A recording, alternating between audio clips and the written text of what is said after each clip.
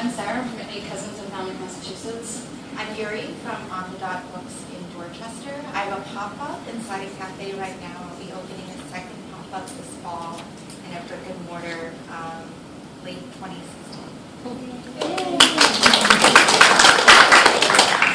I'm Brooke McDonough from West Winds Bookshop in Duxbury, Massachusetts. Jan Hall from Partners Village Store in Westport, Mass. Nancy Fanning, Beverly Beach Books, in Massachusetts. I met a lot of nice people.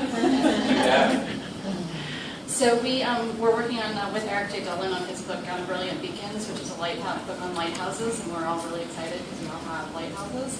So that's going to feature into some of the things that we're talking about with our event. Eric's book is out in April 2016, so right before next summer.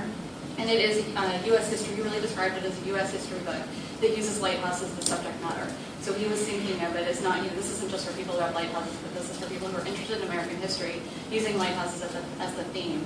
And it does cross the country, although it does have a New England focus. It also includes the West Coast and South, everything in Texas. So he tends to give lectures. His events are often lectures. He's a historian, and they can be about 45 minutes long. So starting with that model, we were looking at, the obvious pairing is, of course, with the historical museums and societies in town. Also looking at if the lighthouses have organizations, Friends of the Lighthouse, or if there's a gift shop or anything there. So that would be a little bit more of a formal event, and he has presentations prepared and slideshow, and that's pretty extensive. So they're looking that's a really specific audience and demographic, and we would work with the Historical Society to probably have it there and they have that infrastructure set up. We did, and we would want to make sure that we got ARCs ahead of time to pass along to the societies and get them excited about it. We did offer some suggestions for in-store events for people who maybe didn't partner with our historical society or wanted to have the event in store. And we suggested a truncated event that would be a little bit more, about 20 minutes, of behind-the-scenes, quirky, anecdotal stories about the research, and try to make that a more popular event. Because he is trying to reach the crowd beyond the historians. So we're kind of looking at two different options here: his traditional crowd, which are the historians, or moving into a popular branch, and that way we'd have the 20-minute, not as extensive slideshow, but more teasers about the book to really encourage people to read more. So we would want to partner with Eric's publicist, who's Peter Miller, and really work on getting interviews in the area, specifically in our areas, because we do think there would be a lot of interest about lighthouses, and there's some celebrations coming up. So the Boston Lighthouse is getting ready to celebrate its 300th anniversary. So any store in Boston or Massachusetts, anywhere in Massachusetts, could really tap into that part of our history. And we've also, one of the things that we noticed is that people listen to NPR even when they're on vacation. So those of us in vacation towns really want to look at the NPR, the local NPR station, and see, because if we do tour service there for a few days or a week, we'll probably be listening to those and getting interviews. So the publicity plan has two parts.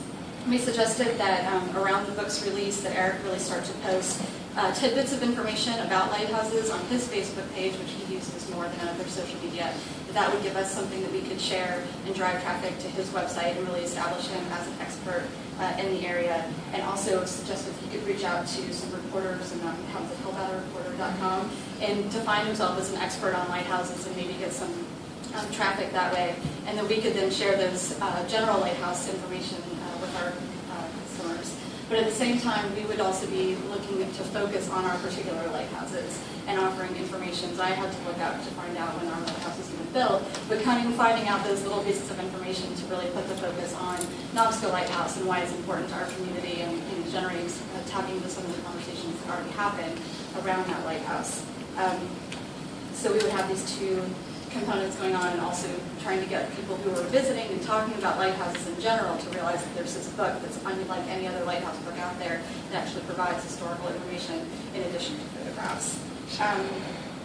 We did talk about trying to have a tour of the lighthouse, but decided that the logistics of that might be a little bit difficult.